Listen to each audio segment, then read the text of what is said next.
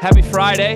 It's the Sleepers Podcast. More importantly, it is Riley Friday, the third of its kind. Riley Davis from Heat Check is here to save the day, save our show, and end the week on a good note.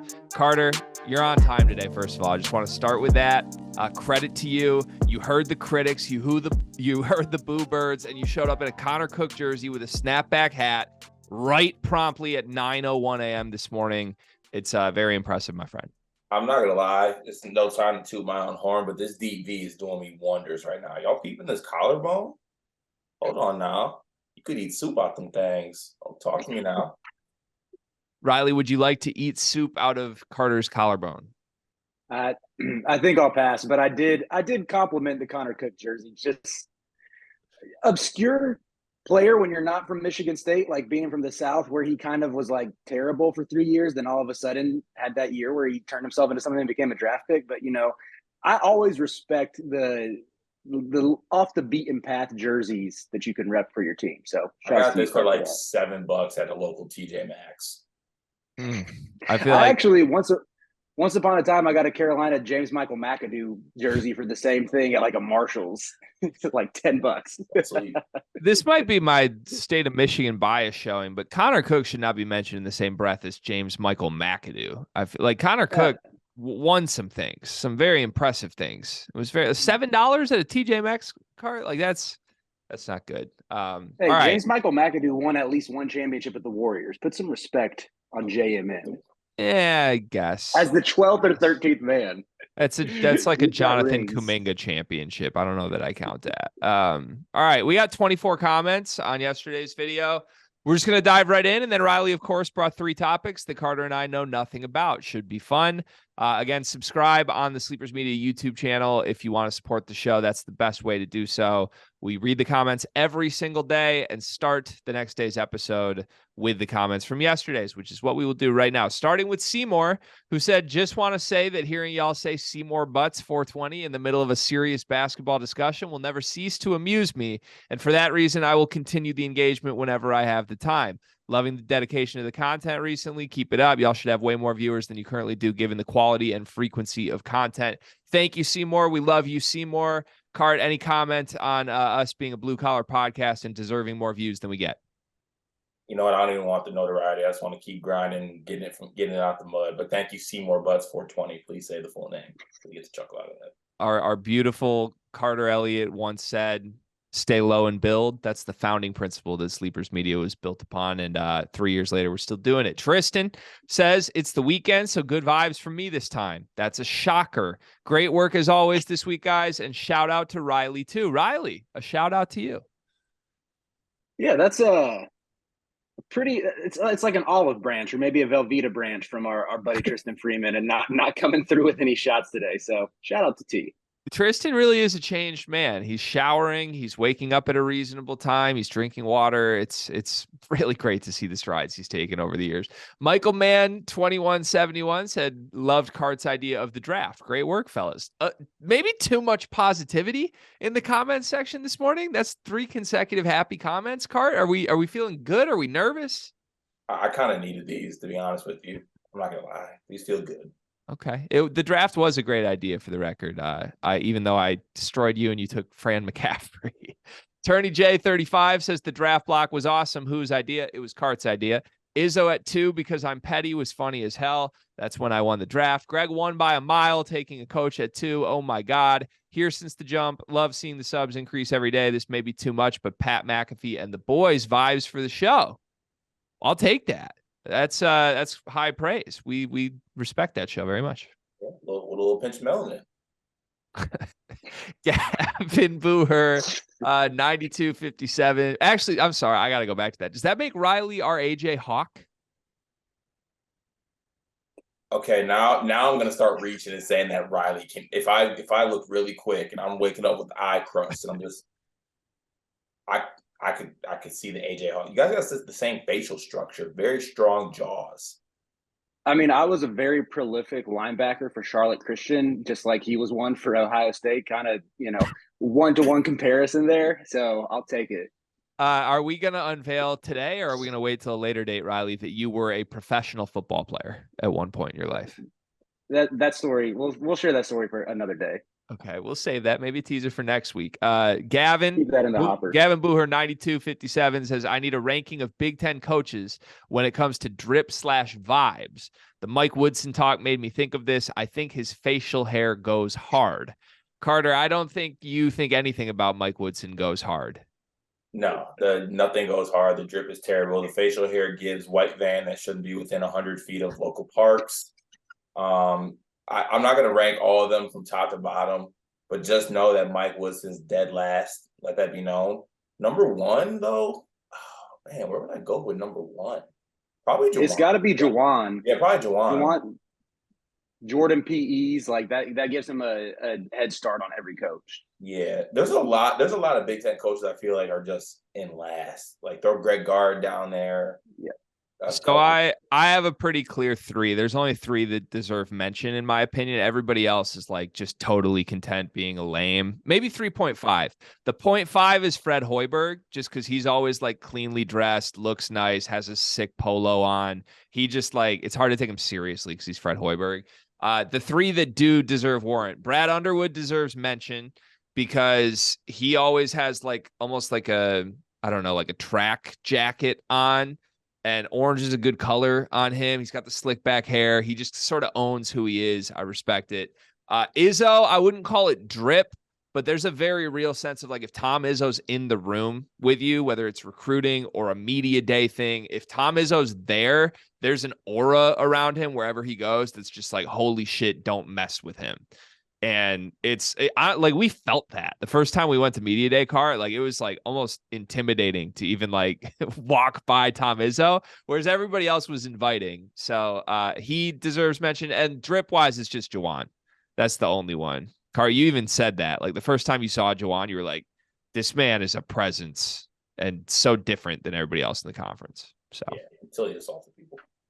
Brian Bins 6004 said the Michigan MSU rivalry stuff is why I am very happy with Illinois' place in the conference. No true rivals where things get weird. Just a lot of fan bases who are mildly annoyed by us. I think that's very well said. And then his Illinois 5 is Darren, D, Io, Terrence Shannon, and Kofi with his sixth man, Alfonso Plummer, and the coach, Bill Self. Wow. I think that's a good 5. I'm sorry, I might have missed that. It was Bill Self, an Illinois coach? Yes. Oh, I 100% did not know that until right now. Yeah, you weren't a college basketball fan at that point. It was a while ago. Keith Johnson 32 said, would you rather have a 16-team summer league with tournament of college alumni put on by the NCAA, or between the Elite Eight and Final Four weekends, a 4-team tournament with all conference teams? I feel like those are two very different things, and I want both on paper. Riley, what do you think? I'd lean that summer league tournament just because during the Final Four, no one cares about anything other than the Final Four. I mean, I know I haven't been to one yet. Y'all know I've been at the last two, and maybe there's a little more buzz around the festivities, but all those different all-star games, it's like, does anybody pay attention to them? Even if you're there, I can't imagine you'd stay for more than like a quarter, a half. I don't even know what the structure is of those all-star games. Car, what do you think? I know this isn't an option, but I really don't want either. I want some other type of functions at these things outside of basketball. Would you like to elaborate? Maybe put them in like a cornhole tournament or beer pong or flip cup or something. Like I'd love to see, I don't know, throw any player out there and just go toe to toe in a game of Chase Audige. Yeah. It sounds like you just want to day drink with college basketball players. That would be amazing. I'd love to see college basketball players in a day drinking environment. Yes. Okay. Riley's point about nobody cares at the Final Four is very true, for the record. You also you run into an issue where they have to be incentivized. Like if you put all conference teams together of guys who are no longer playing college basketball, they wouldn't take it seriously or care unless there was like a significant paycheck on the line. So I would take the first option of those two. Good question, Keith, though. Appreciate the creativity. Tig4009 says, I think the hate from Illinois is all just the offseason comment. We failed on our biggest need, point guard, of course, but addressed the shooting issues last year by adding Damask and hopefully a healthy Goody. He went on just a really, really long comment that was very well thought out, and basically said it's a B off season and my grade of a D is what people are upset about. Maybe. I mean, if you listen to any of the other videos I've done on Field of 68, I am like harsh across the board. Like Rob keeps making fun of me on it every time he tweets the videos out. I think like pretty much every fan base feels I'm 2 grades lower than I should be. To me, again, Illinois had one goal this offseason, get a point guard. And then their backup goal was like, well, let's also see if we can bring our guys back. I can't give them credit for bringing the guys back when they missed the only new thing they tried to add to the roster. They straight up didn't do it. And then one of the guys they did sign, Jeremiah Williams, just committed to Rutgers. So I don't know what I'm supposed to say, guys. They get a D from me. We'll see if the team is good. Aiden Tree 3327 says lots of talk about the gap between Purdue and MSU. Where would you rank them nationally? Riley, we talked about this on Heat Check, the Hangout, which I think is coming out today. Where would you rank these two teams preseason? I have Michigan State 3 and I have Purdue 4. And part of the reason why I'm not swapping is because I'm petty. And I said that like a month and a half ago. And despite Greg's heartfelt pleas to put Purdue higher, I'm not changing. It's a crazy ranking. Cart, what's yours? Yeah, I have Purdue 3 and Michigan State 4. Okay. I have Michigan State 4. I'm fine with that. I have Purdue 2 right now, behind Duke and ahead of Kansas. But I think I'm higher on Purdue than most people. So League Him says, y'all are hilarious. Do you think that's an honest, like genuine comment? Or do you think that's like a y'all suck, y'all are hilarious comment, Cart? I'm going to take it as y'all are hilarious. That's great. And y'all are great. A lot of positivity today. We like it. Seymour Butts 420 is back in the comments section. It's a very bizarre time for myself to be a mutant fan of MSU basketball and UM football. It is becoming incredibly toxic and also just kind of weird with the Twitter posturing. Did not expect someone to pull out the KD burner. Yeah, the burner stuff was crazy. More importantly, though, Seymour, you can't just slide in and say that you're also a mutant like me. I've never met another mutant like me, but you're the inverse of me. So you and I root against each other in everything, Seymour. Wild card. I don't know what to make. Now I got suspicions that Seymour is just your burner. No, we did make a burner yesterday though, but I think we violated the first rule of a burner. We told everyone we made a burner.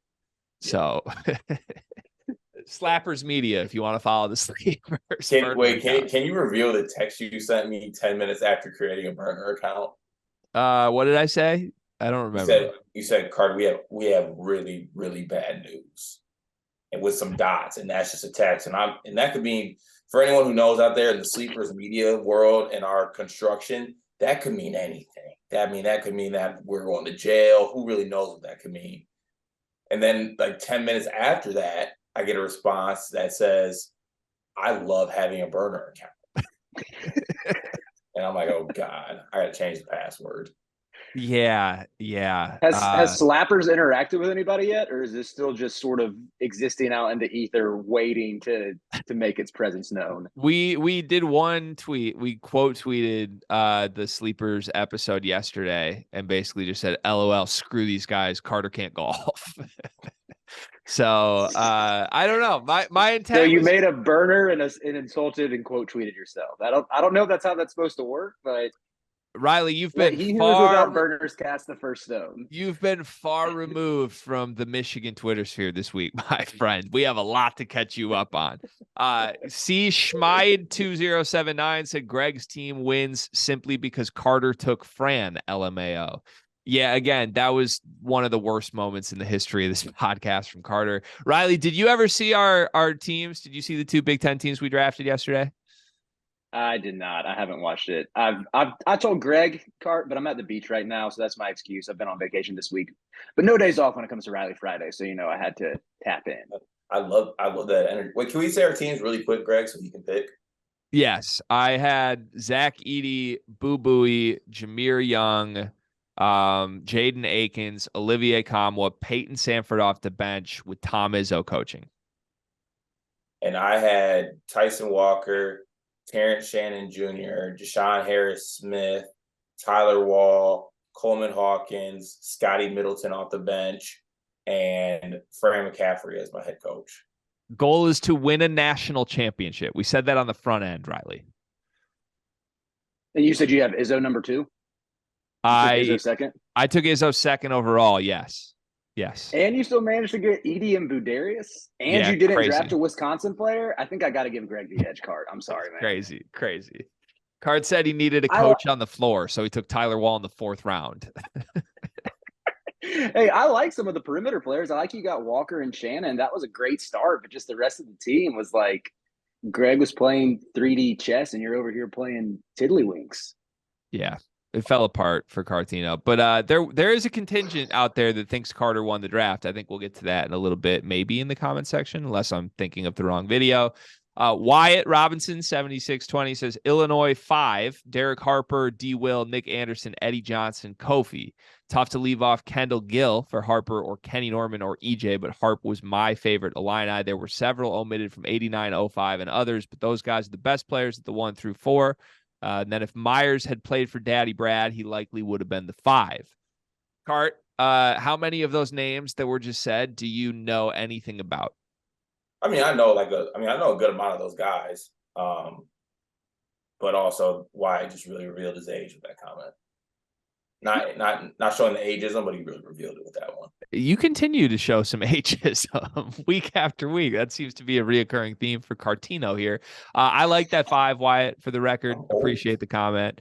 Adam Widener 5571 says, Greg, I do agree with you about Illinois offseason not getting a point guard, but I do think a lot of people are underestimating Ty Rodgers. If you underestimate Ty Rodgers, then he will have fun against his competition. I would not be surprised if Ty Rodgers wins some type of Big Ten award. Yeah, I don't know that I'm underestimating Ty or overestimating Ty or anything. I'm just evaluating Ty off of what we have seen, which now includes a video that Illinois basketball themselves put out of Ty Rodgers getting absolutely manhandled by a 6-foot, 170-pound true freshman and not being able to dribble the ball between his legs. I don't know what's going on with that. Not the propaganda I would put out as an official team account if I'm trying to paint one guy as point guard. But Dre Gibbs Lawhorn got in Ty Rodgers shit in practice and even had to come release a statement. Dre Gibbs Lawhorn did, saying, stand by Ty, stop tearing him down. So Illinois continuing to Illinois this offseason, but I don't think I'm being harsh on a guy who has 0 made threes in his life, is a sub 50% shooter from free throw, and is supposed to be an all Big Ten point guard, playing point guard for the first time in his life. That's just crazy. Card, any comments on the Dre Gibbs Lawhorn video? Well, my Dre Gibbs Longhorn stock is now through the roof. I'm glad I bought that low. And also, I'm just picturing State Farm Center all just being stand by Ty or stand with Ty t-shirts like to start the season, just as a sign of support for their new point guard. I don't love the Gibbs Lawhorn tweeting move because you hate players that tweet now. Well, can I do the body language expert thing? Can I do my first official 2023 Illinois basketball season body language expert thing? Please. Dre Gibbs Lawhorn was not tweeting I stand by Ty to stand by Ty. If you buy that, I'm sorry. You're just the most whatever the word is. I can't think of right now. That was a move to draw more attention to the fact that he's eating Ty Rodgers alive. Okay, that's a Sky Clark move. That's the Sky Clark slide in our DMs last summer and be like, LOL, I'm the point guard. Don't worry. But then publicly be like, I stand by my team. I love nah, these dudes have some egos. These dudes are selfish. Dre Gibbs Lawhorn was hype as shit that he has a clip from the Illinois basketball account where he's eating his competition at point guard alive. He wanted the world to see it. So he tweeted out, hey, I stand by Ty. Did he quote tweet these clips, or was it just in response to Illinois fans freaking out about Ty Rodgers? He quote tweeted. Illinois puts a video out that's literally just 2 clips of Dre Gibbs Lawhorn locking down Ty Rodgers and basically forcing turnovers. Like Ty can't dribble. And they tweet that out for some reason. Illinois fans rightfully get in the comments like, LOL, that's supposed to be our point guard. And then Dre Gibbs Lawhorn quote tweeted it and said, basically, y'all got to chill. Stand by Ty. He's one of the most improved players on our team. Which, first of all, how would Dre even know how improved Ty is? He wasn't there last year. Okay. So, man, I love Illinois. I love everything about Illinois. This is so Illinois that this is happening on July 28th because their own Twitter account tweeted something. But the body language expert in me is off and running. Ulamog, our boy, with the comment of the year. We're going to save this for the last comment. We're going to come back to Ulamog in a moment. We have 3 others to get to first. Gadsby says Carter's squad looking for a first-round exit. I don't know why people are so caught up. I have literally everything. Okay. I got a utility white guy from Wisconsin. I got the best guard. I got 2 of the best guards in the conference. Like, what are we doing here? Okay. And I got a coach that will literally assault a referee if needed to win a basketball game. You got 2 of the best guards in the conference, but you don't have the best guard in the conference. I do have that was your miss. I have both the best guards in the conference. I know more than you. Said you skipped Tuesday comments. Yeah, we did. We had to because we pre-recorded Wednesday's episode with DK so that we could golf, so that Carter could shoot 140 and then give his clubs away for free after the round. Shady for Eva G Unit says both of you lost the draft. That was just awful on both ends. Greg too worried about getting shooting and forgot to get anyone to defend other than his shooting guard, Jaden Akins. You still calling him a small forward at this point is showing just how triggered you are that he's still at MSU. Beyond sad at this point. Apparently you've never heard of a 3-guard lineup before. Well, Shady, first of all, thank you for some negativity to balance out the rest of the comment section today. That was a great note to end on. Second of all, I have heard of 3-guard lineups because I just drafted a team with 3 guards in it while making some jokes at your own team's expense. Third of all, I drafted Tom Izzo in the second effing round, and you want to call me a hater? I took him before like 10 other players in this draft were taken. Okay, stop giving yourself credit for picking Izzo second. You didn't do it for the love of the game or the love of your team. You did it for narrative. I took Tom Izzo second in a draft where I'm trying to win a national title. And now I'm going to get shit on by Michigan State fans for that. Like, come on. Can't win with you. Shady, first time seeing you in the comments. Hope we see you every time in the comments, my friend. I would love to have a nice little back and forth with you for now and forever. Let's go to my favorite comment in Sleepers Media Channel history. Carter, this comes from Ulamog, a beloved frequent commenter on this program. He says he needs some advice from the Sleepers. How do I turn down my friend who's trying to get me to go watch his musical? This is a dude I've met playing pickup. I've never hung out with this guy outside of sharing a court, and now he wants to guilt me by saying it's personally important to him. There is no shared interest here, and I'm not about to drive to bumfuck Waterford and spend 4 hours on some community theater. I don't want this to ruin our pickup runs. What should I do?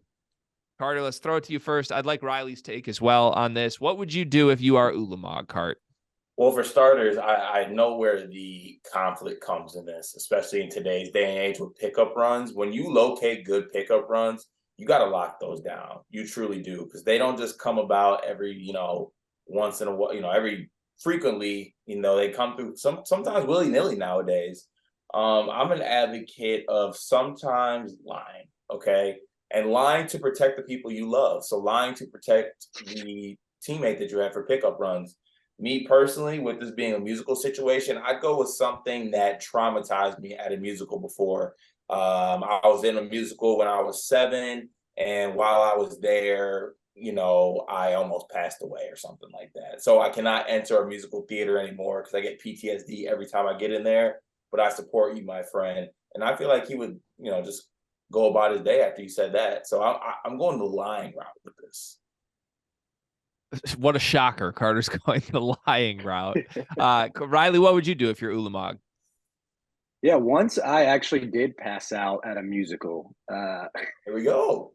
So it was believable. When I was 6 years old and like a choir performance at my elementary school, we had to do some, what do they call them, rehearsal. And I passed out while rehearsing. I think I locked my knees and just fainted. So don't lock your knees.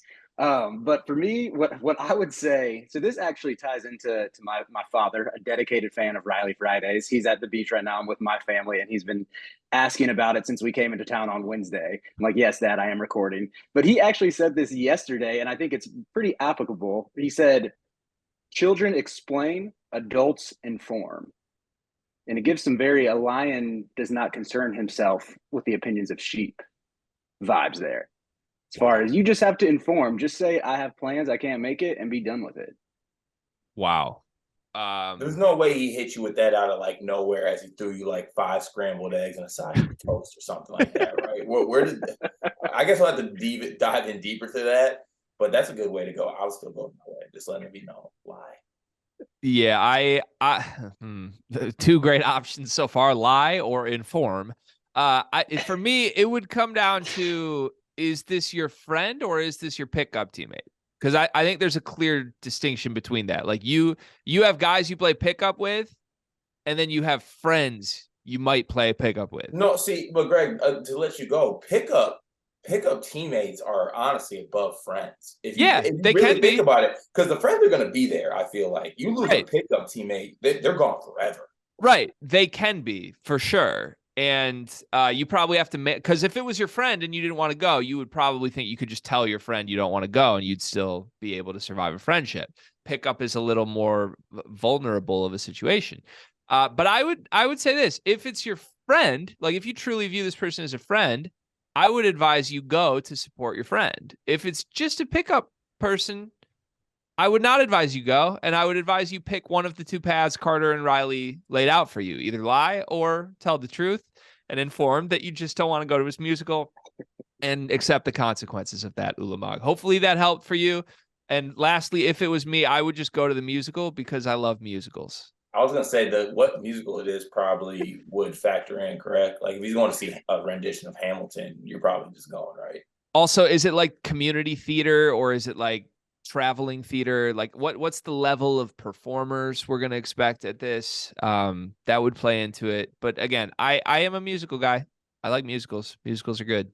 If you're a good pickup teammate and you can also act in a musical, that is quite the renaissance, man. I'm not gonna lie about that. I got to give credit to this anonymous teammate of Ulamog. You guys want to show up to this musical, don't you? He's a true five-tool player. From all that we've seen and heard. Where is Waterford, by the way? I have no idea what he was talking about. It's like it's not Metro Detroit, but it's like I live like 15 minutes outside of Detroit in Ferndale, and Waterford's like 30, 45 minutes from me, I would say. So it's like it's a random place. I also want it known that I may or may not, sources have reported this, it has not been confirmed, I may or may not have notepads of multiple songs, original, that I've written for a LeBron James musical that is in the works. So take that as it is, folks. Maybe 10 years from now, you might see that or hear that somehow. All right. Thanks for the comment section. Especially thank you, Ulamog. Great week from the comment section. You guys really shouldered quite a bit of work for us this week on the Sleepers podcast. Let's get to why we're all here. Let's get to Riley Friday. Riley, where are we headed on this wonderful Friday? All right. We're going to start in the college basketball world and look at the commitment of Jaquan Walton and what it means for Memphis. I want to hear from y'all if you think this is just an example of what I've called portal eyes, about those late entrants or late commitments that excite fan bases when the players aren't that good, or if Walton is actually someone who you think can contribute to what I believe will be a pretty intriguing team that should make the tournament in Memphis. You want to go first? I don't have too many thoughts here, so I'll be quick. I don't trust anyone Penny adds. That's sort of just across the board for me right now. And I think mostly it's because, like, I don't want to say ruined. I don't think he got much out of Kendrick Davis last year.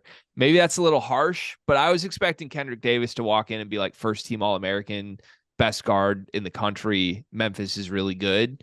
And that didn't happen at all. I know there were like some issues that weren't necessarily Penny's fault there, but like, I don't expect transfers to like play to their 100% ceiling. And I think Jaquan Walton to me is a guy that would need to do that in order to move the needle at Memphis. He had one really good year at Wichita State. I don't know off the top of my head how old he is, but I think he's probably like 23, 24. I like old guys. Old is good. You put him on the wing next to DeAndre Williams. Now we're talking. But I don't think this is too much of a needle moving piece in my mind, mostly because I don't trust Penny to get the most out of him. Here's where I'm at on this. Before I do get going, Riley, have you heard anything further about what Dandridge is doing with Memphis? Nope, nothing that I've heard on that front. Okay, well, I'm gonna preface this by saying I'm assuming he's gonna come back. So you have him, DeAndre Williams, and Jaquan. Well, I think you're just adding a team that's played a lot of college basketball games, and that wins in today's day and age, honestly. So having all those old guys who are also talented on top of it, less Dandridge being like that uber talented guy, but I think DeAndre Williams is extremely talented. And the fact that he's going to be like 26 and that talent that he has playing next year is going to be crazy. Jaquan Walton does some things that obviously I haven't seen a lot of him. I'm kind of on the same page as Greg. Saw a couple of his games at Wichita State. I think he's a good player for sure. And him being old definitely helps him. But I don't know. I feel like when you give Penny the tools, I don't know if he necessarily knows what, like, you could give, I don't know, you give him a buzzsaw and he tries to use it as a hammer. Like, he just doesn't know how to necessarily use his tools. So it'd be interesting to see. I feel like with what he's getting back and, bringing in guys like Jaquan Walton, the guys like Jay Martin are going to be very critical of our young Coach Penny if he's not able to put some things together this year. Yeah, so I had some thoughts on Jaquan Walton, and admittedly, I haven't watched a ton of his games at Wichita State. I was sort of just perusing the highlights that Memphis fan accounts were tweeting last night. And the highs of Jaquan Walton, he literally looks like Ricky Council IV with a jump shot. But again, these are also the highlights where I got to, you look at his stats and he was about a 50, 40, 80 guy, which I think is pretty impressive.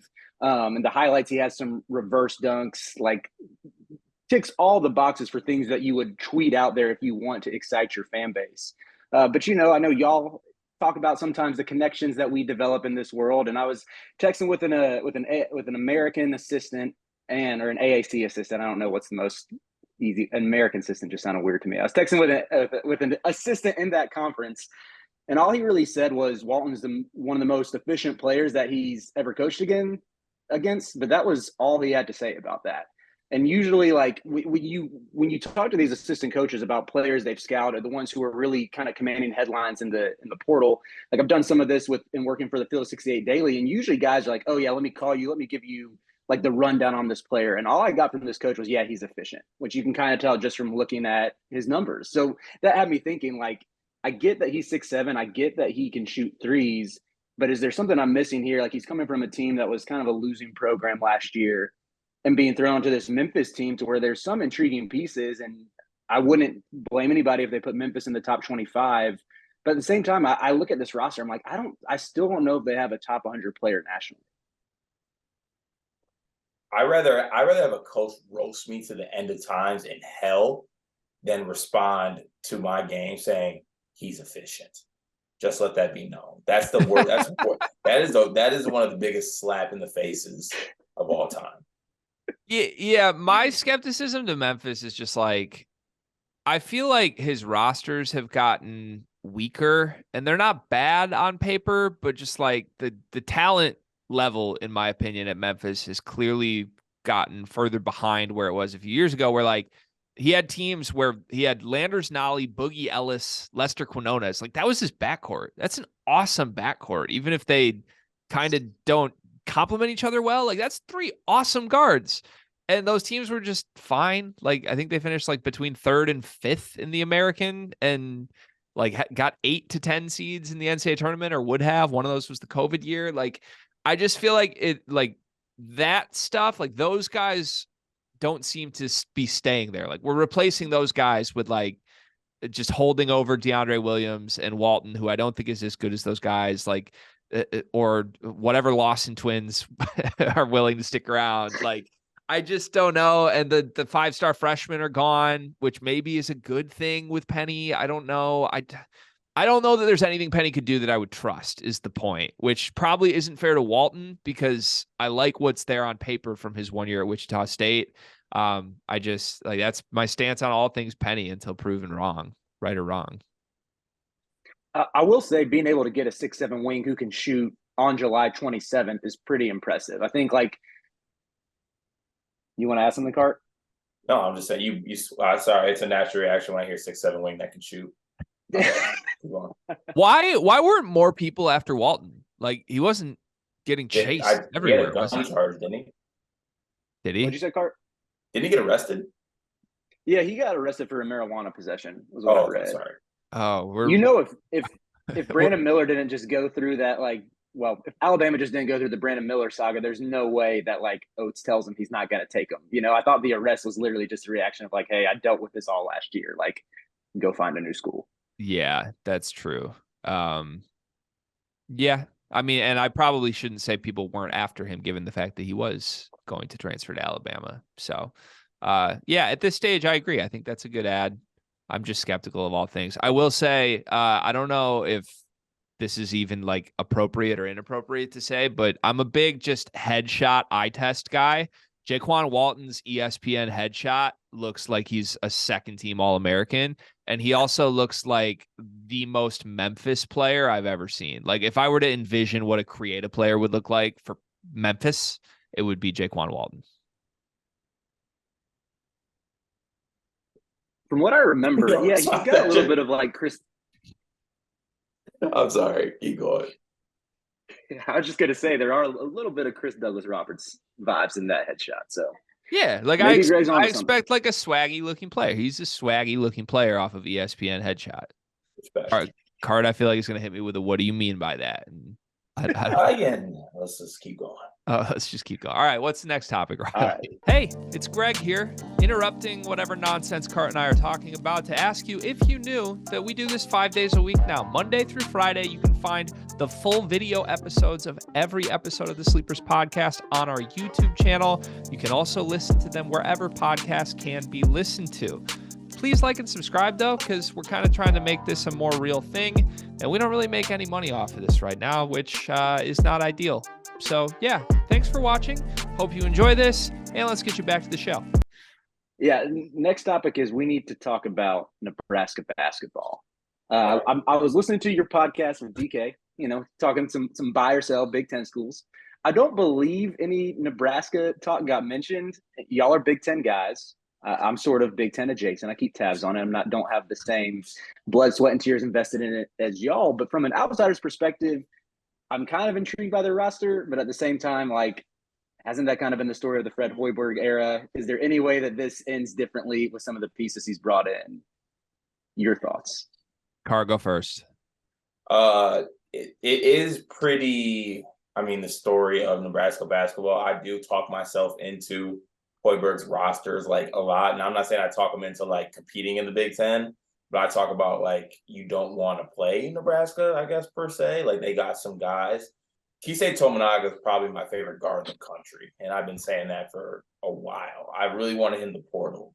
Like we needed Keisei at Duke next year. That would have been special. Or North Carolina, sorry, Riley. But like I would rather have Keisei than a Cormac Ryan, like 100%. I'm just saying, like.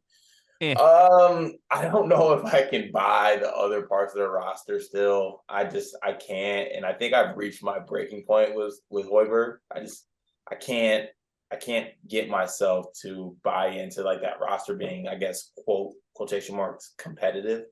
But Keisei Tominaga will be an all Big Ten player, probably. Is he an all Big Ten player? If he averages 20, you don't think he finds his way onto an all Big Ten team? I don't think he's averaging 20. I think he's averaging like 12 and just going to have like the occasional games where he blows up. 15 minimum?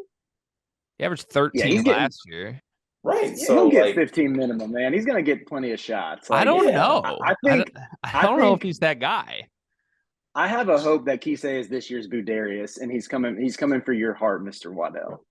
I like Keisei, don't get me wrong. No one will ever be my Budarius. That's just not possible. Also, I'd be very curious what Keisei's nickname ends up being if he earns a Carter Elliott middle name nickname. I feel like we would probably get canceled very quickly if Cart tried to go that route. But here's my biggest issue with Nebraska for next year. CJ Wilcher is like maybe their third best player.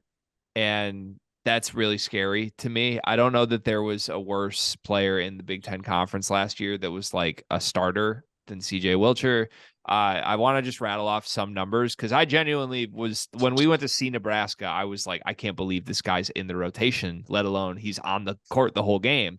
And they're in a tie game with the best team in the country, Purdue at the time. He shot below 40% from the field. He shot 31% from three on 4 attempts per game. He had more turnovers than assists. He shot 63% from the free throw line, and he just like played 30 minutes a game starting at the 2 for Fred Hoiberg. I never understood it. Maybe they didn't have better options, but they still don't have better options looking at the roster for next year. I like the Bryce Williams ad. That's good. I think they're going to miss Greasel a lot.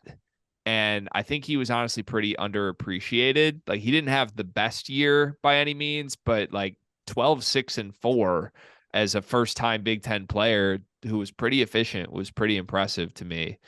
They need somebody to like at least match that and take a step forward from that if this team's going to be better than last year. And I guess they're kind of hoping that's Bryce Williams, but then you're still relying on the same role players to take steps forward. And I'm not sure I see it, which is sad because I wish Fred Hoiberg was like a guy in this conference. I think it would be really good for the Big Ten if Fred Hoiberg like actually turned around Nebraska basketball and was kind of getting some recruiting momentum, but he's just not. Like, he's stagnating from like the Bryce McGowan's years to it's going downhill now. The whole program's okay. Just lose games, get a cake pop afterwards, and move on. Yeah, they did. They literally gave out cake pops last year after losing to Purdue. It was horrifying. You don't like cake pops, or it was more so just the We're the maddest people in the arena. I mean, I did take a cake pop and it was delicious, but like, I'm livid. And they're just handing out cake pops and everything's okay. Yeah. They've probably been kind of used to losing, though. They've never made a tournament. Yeah, but there's no desire to change is the point. Like, they're going to show up, be competitive, be happy that Keisei got his 18 and go home with a cake pop. That's Nebraska basketball, and that's horrible. All right, well, why I first wanted to even talk about Nebraska, I'm glad you mentioned Bryce Williams because he's another one of those 6'7" shooting wings who I actually love his addition. I think he comes from a good defensive scheme at UNC Charlotte, who won the CBI last year. Shout out to them. And just has like a smooth offensive game that I think maybe Hoiberg can finally get a team that can shoot above 32% from three. I was like looking at some of his Iowa State teams last night. When he was at Iowa State, he never had a team that shot below 36% from three. And yet at Nebraska, somehow, I think their best is like 33% 2 years ago or something. Like, that to me doesn't make much sense, how you can have that significant of a drop-off just going from one program to another. But I would also say I'm intrigued by Rink Mast. I don't know if I'm saying his name right, but it looked like, a lot of he's kind of that back to the basket big who can also play out of dribble handoffs, do a little bit on the perimeter. And I wonder if Hoiberg will try to use him like he used Derek Walton last year and kind of get him in the middle of the floor, let him make plays from the elbow, top of the key type stuff. But I would kind of have hesitations about a Missouri Valley big translating to a lot of power conference levels. But I know in the Big Ten, there's going to be plenty of back to the basket bigs and guys who aren't necessarily the best athletes to where that might not get as exposed as it would had he gone to like the SEC or something. I think that's fair. I also am really hopeful. This might just be my heart talking. I think this might be the year where we feel like the Big Ten centers died. Like there's like 7 dominant Big Ten centers and you need to be as big as possible. I think that ends this year because Dickinson's out, TJD's out. I'm forgetting who else. Like there's young centers that are coming up, but they're not like the gonna score 20 every night guys that you need to match up with. So, Cart, is that crazy? Like, I feel like we might get a small style of play change. Yeah, I mean, it'll definitely change after this year. Like this might be the one last run, like Edie's last run as big man of the conference. But as you know, there's a 7-footer in waiting, but they're probably not going to be Edie. At least I think they're not going to be. Shout out Will Berg. Supposedly he can step out and shoot a little bit at 7'3". Also, Madi Sissoko leaves the conference after this year, unless he takes an extra year somehow. But the conference will stop shivering the moment that Madi Sissoko leaves. So that's good news. Man, I feel like I already angered Spartans fans by coming at Connor Cook. I think I disrespected this game a little bit. After I made my comments, I looked at his stats and they were better than I remember. But I've been out on Madi Sissoko since Carter sent me a video of him dumbbell bench pressing 20 pounds like 2 years ago. Where if you're a D1 player and you're repping out 20-pound dumbbells, like, I get that long arms probably makes bench press a little bit harder than it is for me, who's all of 5'11". But still, you got to be doing a little bit more than 20 pounds in a workout video being posted by your school's official social media page. That is almost the equivalent of Ty Rogers getting eaten alive by Dre Gibbs Lawhorn. Definitely bad execution on his part and the social media team's part. For those at home that don't know, Riley's a strong man. I think that's fair to say. Again, professional football player at one point in his life. He's a frequent gym goer. And Riley, I do feel like in attempts to be humble with it, I do feel like you would acknowledge that you might be stronger than a good segment of Division I college basketball players. Could we assign a percentage to this? What percent of Division I starters do you think you could out bench press? Probably 60 to 70. Wow. Maybe that's that Amani Bates wingspan. Maybe that's ambitious. It's true. I do have that Amani Bates wingspan, but I know basketball players don't really work on bench press like that, or at least they didn't when I was in high school. Like squat would be a different story. My squat's pretty good, but I know that like D1 basketball players, I'm assuming, can squat a lot of weight. What's your max bench, Riley? Like 900 pounds or something? Something insane? In my prime, it was 390. Say it. 390 in my prime. Wow. 390? Yeah. Right now it's probably in like the 330s. Yeah, you bring powder to the gym with you? Jesus. The one time I did do 390, it was I was high on some pre-workout that made me like grunt uncontrollably and sweat profusely, and I've never used it again, but it did give me that extra boost I needed. Impressive stuff. We'll get these two to share their gym tune of the day playlists for all the listeners at home. Thank you, Riley Davis, for this. All right, let's move from Nebraska ball to whatever the final topic is today. What do we got, Riley? Yeah, last topic we have is an NFL vibe check on your favorite team. Ooh. So that would be Lions for y'all, Bucks for me. And I got inspired by this because, I'm perusing Twitter yesterday, minding my own business, and I see Baker Mayfield's trending. And I never assumed that's anything good, especially since he signed with the Bucks. And it's like him and Todd Bowles chopping it up in a press conference about like, oh, Baker, you're not going to be the starter. And Todd Bowles has no personality. And he's making jokes with Baker who – I mean, even when Baker was on those progressive commercials, like those were always garbage. Like even when people had to pretend like he was good. And I'm sitting there like, man, this is tough to watch. It's a fall from grace after winning a Super Bowl 3 years ago. Yet at the same time, I feel like that Baker-Bowles combination is a guaranteed to get us either Caleb Williams or Drake May, and I'm happy about that. I mean, having Baker Mayfield as your quarterback is a bad vibe. I know you're looking on the bright side, but that's just bad vibes in general. I'm scared vibes of my team. I'm scared just because if I know anything, people being excited about the Lions just naturally scares me. Like all I can do is think about the worst case scenario.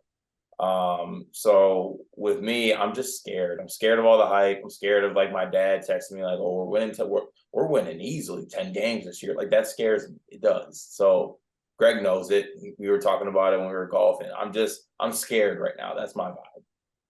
Yeah, Carter is scared. I'm a Lions optimist generally. I fall for it almost every year. Like I don't assume Super Bowl, but I assume like this team's competitive and they can win any game they go out there for.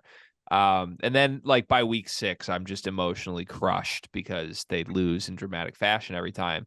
This year's team, I think, is actually good, though. I don't know how many times I would have said that in the past, even when I'm like optimistic, trying to talk myself into it. Like this year's team is good. Aaron Rodgers is gone. We're the franchise that killed Aaron Rodgers, sent him packing.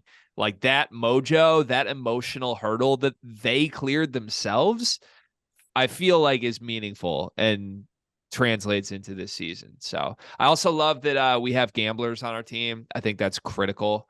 Jameson Williams, like setting the tone early by just being a gambling addict is awesome.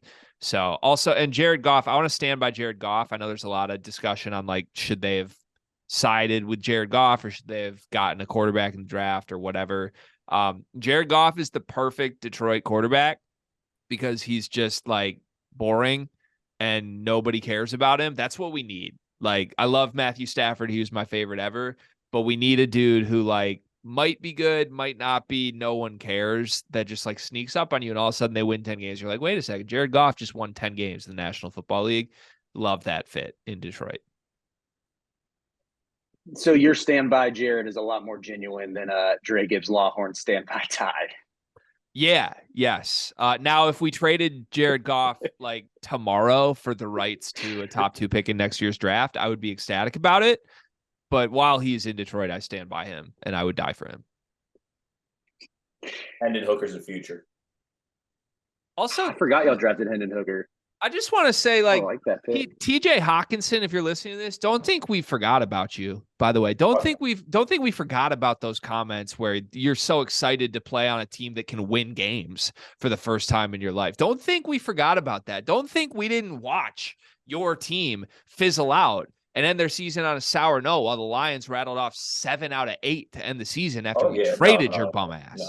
No, we didn't forget about him shaking ass out here looking like white privileged Eric Ebron, but he's an Iowa tight end. Oh, he can block. He's got great locks of hair. Shut your ass up, man. If it wasn't for George Kittle hyping you up, people would really see who you really are. But we like that. We'll see you 2 times this year, Playboy. On me. Saying that I'm excited to have an opportunity to win for the first time in my career while playing for the Vikings is just insane behavior, too. That is wild. It was crazy. Also, shout out for Swag God Kamikaze. I miss you. But yeah, you wanted a lot more money than we can give you. So, but thank you for the memories. Fall Out Boy, great song. Riley, thanks for the NFL Heat Check. Appreciate it. Again, you can get Riley Davis's work at Heat Check. Riley, tell the people where they can follow you, and then we'll do our one big thing presented by Big B. Yep, that's at Riley_Davis3. Read me on heatcheckcvb.com. Field of 68 daily on Mondays as well. That's it. What happened to Amateur Hour Hoops, by the way? That was the Riley Davis we knew when we were introduced to you. Yeah, that was my blog when I was on the come up. That has not had a new edition since the summer of 2021. But, I still pay homage to that site. Still check it out from time to time and see some of the stuff I was writing back in 2019, 2020. I actually have a couple articles gassing up Cassius Winston. So I was always in on him. Shout out to Spartans, to Sparty. I'm trying to win myself back into their favor, but Spartan dogs. Do you still write for Outkick occasionally or no? No, I actually I retired from that as well, just to kind of try to clean up my public image. Respect. Let's do our one big thing. One big thing presented by Big B. Big B, where you can get coffee. Big B.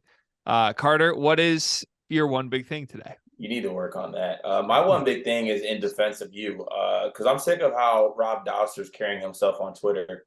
So my one big thing is I'm going to cook him for the next 27 seconds. You always look like you have a face that you just walked out of an Ulta. You look like you're controlled by a ventriloquist every time you hop on a podcast. Your comb over looks stiff and it looks like it stinks every other day. You drink athletic greens to say you lost weight, but really you probably just took a poop probably 10 minutes before the podcast went on. Love you, Dauster, but stop coming at my boy G, bringing up old tweets and old sleepers things. You don't want to come for us. Let that be known. Wow. I didn't expect that today, and I appreciate that. Thank you. Tucker Carlson with Bob Horley's phone number. Riley, what's your one big thing for today? Oh, man. It's tough to follow up. My one big thing is an observation I've made since being at a condo. I hate whenever I go to an Airbnb or really any sort of rental home for a vacation, and they provide you with shampoo, conditioner, and no body wash. A lot of them will give you body lotion, but no wash, where I'm like, in the hierarchy of what sort of fluids you need when you're on vacation, it's like the wash is up here, the lotion's down here, yet they're provided in an inverse correlation of that. So to anybody who owns a rental property, just hook your people up with body wash. It's not that expensive to get a little travel size, and I always forget to pack it. So, wow. What was your one big thing last week? Wasn't it also related to hygiene? It was about environmentally friendly pest control. Yeah. And how it doesn't work because I'm still getting cooked by mosquitoes every time I go on my back patio. I love Riley Davis so much. He's been such a great add to this show every Friday. Okay. I'm just going to give a shout out to the two of you because Riley just made time to make this happen on vacation. And after a lot of criticism, Carter really showed up this week in a variety of ways. He did not miss an episode. He was prompt. He was punctual. He was on time. And he brought it home for the people. So I'm impressed with both of you. Thank you this week. Thank you, G. Dauster looks like he steals all of his candy out of his kid's Halloween sack. Thanks for watching the Sleepers podcast. We'll see you next week as we enter into August. Thanks for listening as always. Subscribe on the Dauster looks like he wears 2 left socks every day. We'll see you next week.